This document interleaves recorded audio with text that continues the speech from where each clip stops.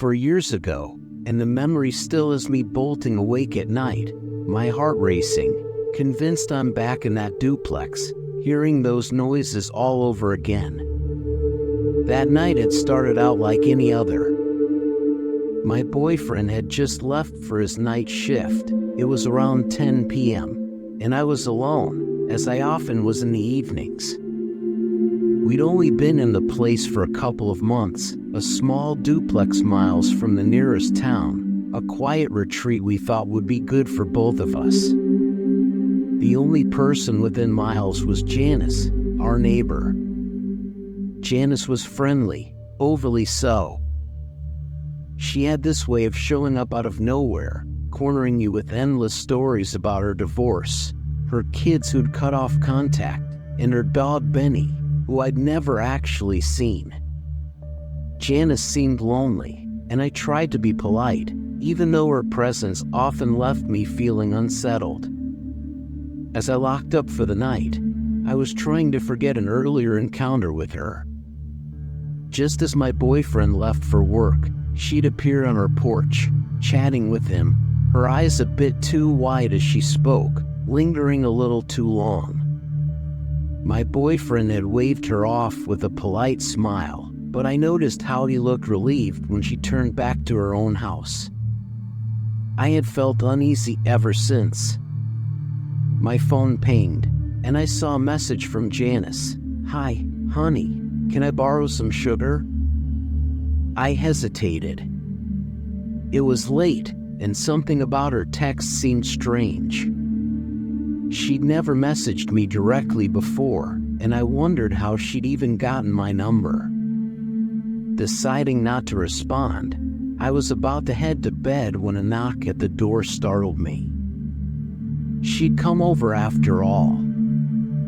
I opened it to find her holding a small, silver measuring cup. "Please," she said, her voice almost a whisper. Reluctantly, I took the cup and asked her to wait on the porch. But as I walked to the kitchen, I noticed a thick, dark red smear on my hand. My stomach twisted as I realized the measuring cup's handle was covered in something sticky and crimson. I told myself it had to be some kind of food coloring or maybe a mishap with dinner. But a sense of dread crept over me, refusing to be dismissed. I quickly filled the cup with sugar, wiped off the handle, and rushed it back to her, eager to close the door. She thanked me, flashed a strange, lopsided smile, and shuffled back to her house, leaving me feeling more rattled than I cared to admit. As I tried to shake off the encounter, my phone buzzed with another message, a group text from friends. I typed out what had just happened, jokingly asking if anyone else had ever dealt with such a weird neighbor. As I was about to hit send, an agonized yelp cut through the silence. It sounded like an animal, a dog, maybe, and it was followed by a raw, guttural scream from Janice's direction. I froze, the hair on the back of my neck prickling. The scream echoed in my ears, filled with pain and something unhinged. My hands shook as I dialed my boyfriend, but the call went straight to voicemail. Cursing our unreliable cell service, I tried to rationalize what I'd heard. Maybe Benny was sick and Janice was just overwhelmed. But something deep down told me it was more than that. Before I could convince myself further, a crash shattered the silence. It sounded like breaking glass, and Janice's scream grew louder, now tinged with desperate, unintelligible cries. Every instinct told me to lock the doors and stay hidden. But worry for her and the creeping sense of dread compelled me to reach for my phone and dial 911. My thumb hovered over the screen as I heard her voice, faint but frantic, calling, "Help! Please, someone help me!" The urgency in her tone made my heart pound harder, and I fumbled to hit the call button. As I waited, the sounds from Janice's house grew worse. The yelps and screams blended with violent bangs, like someone or something was being thrown around. When my call finally connected, I whispered my location to the operator, explaining that my neighbor was screaming for help and that I was alone, afraid to go outside. Then, a loud bang from inside my own house made me jump. My blood ran cold as I realized that Janice was no longer in her house. She was inside mine. Panic surged through me, and I bolted to the bathroom, locking myself inside. I could hear her footsteps in the hallway, slow but steady, as she mumbled under her breath, words I couldn't understand. Her voice rose and fell, alternating between incoherent whispers and sharp bursts of manic laughter. Desperate, I texted everyone I knew, pleading for them to call for help.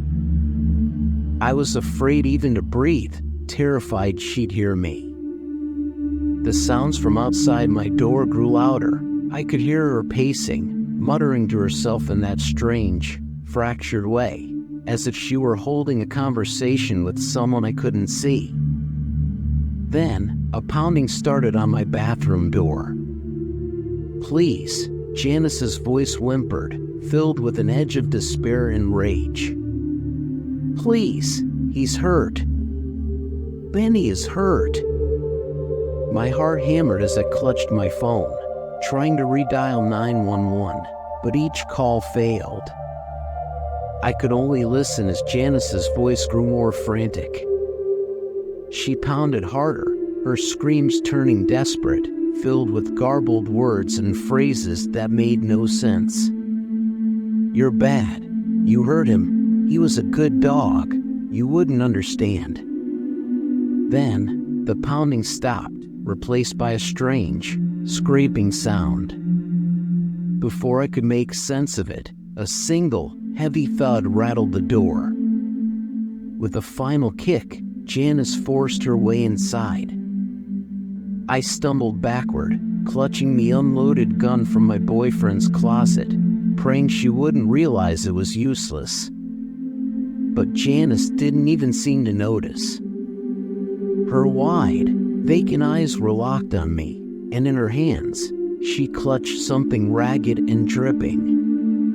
It took a second for my mind to register what it was. Benny's leg, torn from his body, blood staining her hands. She stared at it, almost reverently, as she began to mumble in a loop. "He was a good dog, the very best, the best boy, yes, but he hurt me. He had to. I had to." Her voice trailed off, and she looked at me, as if seeing me for the first time. "You don't understand, do you?" she hissed, her voice filled with a venom I'd never heard before.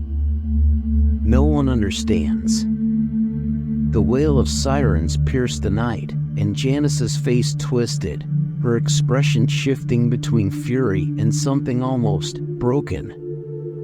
She looked at me, her eyes vacant, as if her mind were slipping somewhere else. "They're coming," she whispered, more to herself than to me. "They don't understand. No one does."